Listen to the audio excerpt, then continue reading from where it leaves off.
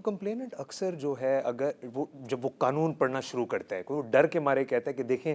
وہ اس طرح کی ٹرمز دیکھتے ہیں انکوائری کمیٹی، کہ پہلے میں انکوائری کمیٹی کے پاس مجھے جانا چاہیے تھا، اگر میرے ورک پلیس کے اندر انکوائری کمیٹی نہیں ہے تو پھر کیا میرا کمپلینٹ انٹرٹین ہوگا نہیں ہوگا. آئی نو کہ آپ کا بھی ایک انکوائری کمیٹی کا ایک فارمیٹ ہے، but I think just take away that notion from the audience that you don't need to go to your complaint will not be knocked out just if you don't have an formal inquiry committee.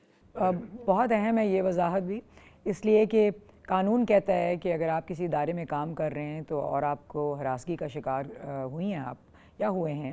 تو آپ بہتر یہ ہے، اور ہم بھی یہ کہتے ہیں کہ بہتر یہ ہے کہ آپ اپنے ادارے کی ہراسمنٹ انکوائری کمیٹی میں جائیں. یہ ہراسمنٹ انکوائری کمیٹی ایک گریوینس کمیٹی نہیں ہے، ڈسپلنری کمیٹی نہیں ہے، یہ قانون کے تحت بنی ہے. ہراسمنٹ انکوائری کمیٹی کے پاس جائیں. اگر آپ کو اس ہراسمنٹ انکوائری کمیٹی پہ اعتماد نہیں ہے تو آپ ڈائریکٹلی ان اوریجنل جورسڈکشن آپ فاسپا کے پاس آ سکتے ہیں، اور اگر ہمارے سے بھی آپ کو انصاف لگتا ہے نہیں ملا تو آپ